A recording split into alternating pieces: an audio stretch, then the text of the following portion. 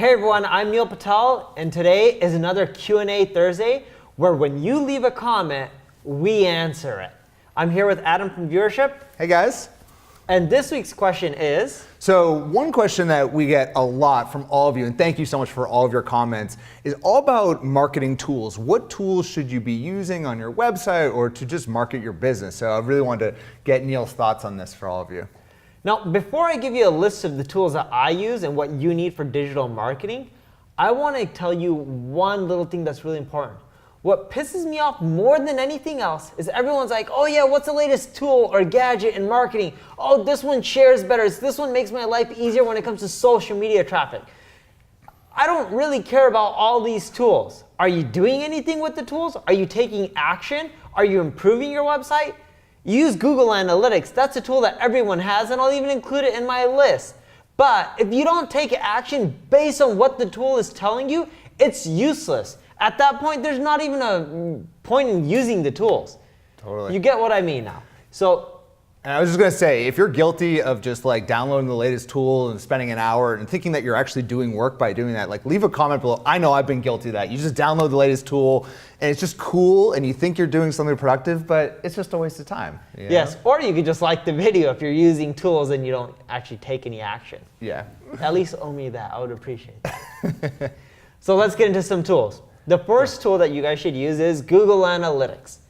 It tracks your visitor count. If you have a lot of traffic, they'll sample the data unless you pay them like 100 or 150 grand or whatever their price is per year. Google Analytics will show you how people are engaging throughout your site and what traffic sources are causing most of conversions. Don't optimize for traffic. Optimize for traffic that causes conversions. I was recently talking to one of my team members. We bought out the Kissmetrics website.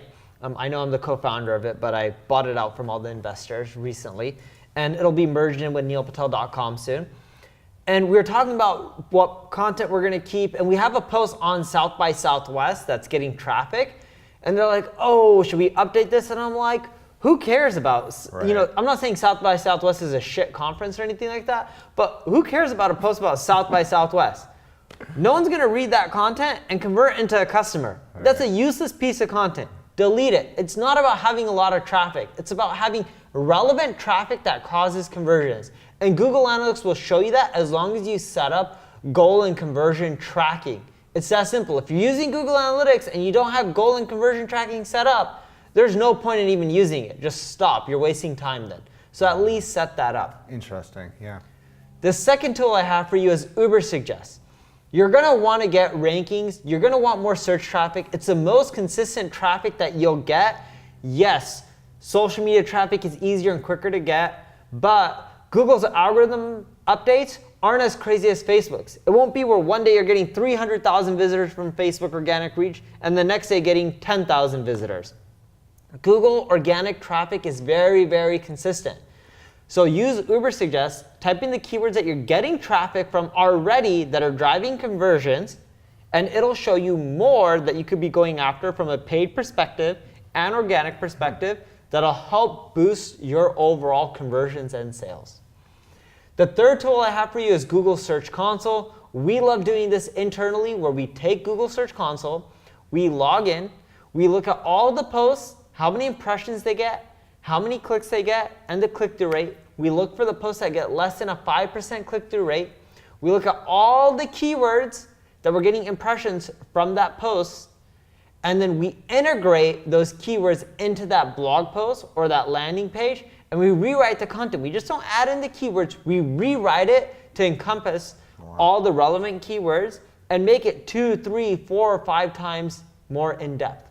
If you look at one of the posts on the Neil Patel blog about Instagram followers and just growing your total Instagram follower count, but by making it longer, we now have a piece of content that went up from around 12,000 views a month to currently a bit over 30,000 views a month.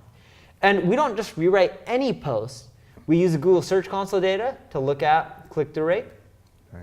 In addition to that, we double check and make sure those URLs are driving conversions based off of Google Analytics data. So when you combine them both, at least you're focusing on increasing the traffic from blog posts that drive sales. That's a really important part that most people forget.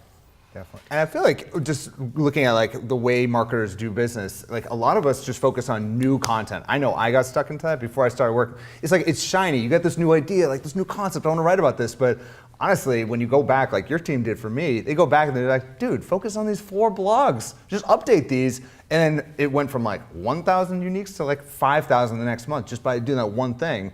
And it's just amazing. It works well. Yeah, you don't have to necessarily create new content. You can go back, update old content. No, and that's the mistake. When you keep creating new content, after a while, let's say you blog for a year and you create a new piece of article each and every single day. Yeah. What happens?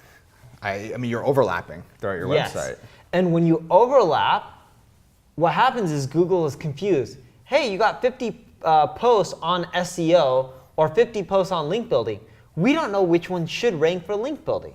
Right. By consolidating and having less content pieces and only having one page per topic, you get way more traffic. Right. And what's one website where you Google for anything they rank?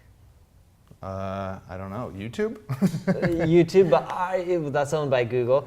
Wikipedia? Wikipedia, there you go, you got it. So Wikipedia ranks for pretty much everything.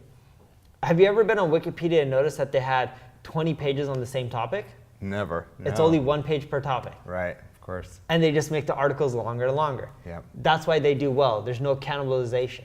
So don't just keep writing more and more content. Focus on updating more than continually writing new pieces of content. If you're gonna write new pieces of content, it should be on ones that are on new topics that you haven't already covered. Or you could do content clusters where you have an overarching topic, then different subtopics of link building. And then they have to That's true. So the point David's making, and we do this as well, when we write multiple articles on SEO, let's say there's SEO, link building, on-page SEO, audits, competitive analysis, we'll do content clusters where you'll have like a main article on, let's say, what is SEO or SEO overview, and then we link to other articles that break down specific things. That's called content clustering, and that works really well. But we wouldn't have 2 or 3 articles that talk about the beginner's guide to SEO, then the next one, what is SEO? The next one, the newbie's guide to SEO. Do you see how that's too much overlap? You want to make sure you break it down into different segments. Now going back to tools, we covered 3, a few more that I love using. Crazy Egg. Crazy Egg shows me how people are engaging with my website, how far they're scrolling, where they're clicking. It allows me to take that data, and within Crazy Egg, you don't have to be a developer, you don't have to be a designer. You can adjust your page and run A/B tests to maximize your sales. Because it's not just about getting traffic, it's about converting those visitors into conversions. Another tool that I love using is called Subscribers. It's through push notifications. People will come through to your website, but they don't come back. So what this does is, assuming you're using HTTPS, if you're not, you should. It also works if you don't have HTTPS, that's the SSL certificate. Either way it works, but make sure you switch over to HTTPS. What it does is, it puts a little browser notification when people come to your site and gets them to subscribe without being obtrusive. It does it all within the browser. They subscribe, and then anytime you have a new blog post or content piece, you push it out, they come back to your site, and then you start converting more and you're generating more leads, more sales, and it's a great way to get people to come back, build that trust, that rapport with you, and that's how you get more customers. Just on that note, do you think any tools like that are going to replace email marketing? I don't see a replacement. Email marketing isn't getting the engagement as much, it's not getting the opens, but what you're gonna see is you still have to do email marketing combined with push and a few other things. Got it, okay. The last tool that I'm gonna give you guys that you guys should check out is HubSpot. HubSpot's a great tool to look at your overall marketing, your lead count. It integrates marketing with sales, and that's why I wanna end with HubSpot. I love it, I use it. And sure, some people may say, hey, there's other tools that do this or that. HubSpot has a lot of free plans, and they have some startup plans, which is very entrepreneur friendly. Mm-hmm. And best of all is they keep adding more and more stuff for free. So why not? They're a huge $1 billion company. They're trying to crush their competitors. So they're just releasing a lot of stuff for free. So hey, that's for your benefit. There it is. They're the foundational tools. So I guess I'm not going to sit at home anymore just tinkering with like random tools I find. I'm going to focus on those. Those are amazing. Yes, and don't just focus on them. As I mentioned earlier on, and even Adam knows this, you got to take action. Make it happen. Yeah. You use Google Search Console, your traffic increased, you updated your content. Definitely. If you use Search Console and you looked at the data and you never updated your content, what would happen with your traffic? Nothing. Exactly. Take action. Definitely. All this data and these tools with no action is useless. You're better off saving the money and not even paying or using any of them then.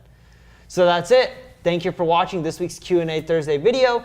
If you want your questions answered, leave a comment below. Let us know you want it answered on a Q&A Thursday video. Maybe we'll select it. Either way, if you leave a comment below, I'll answer it no matter what.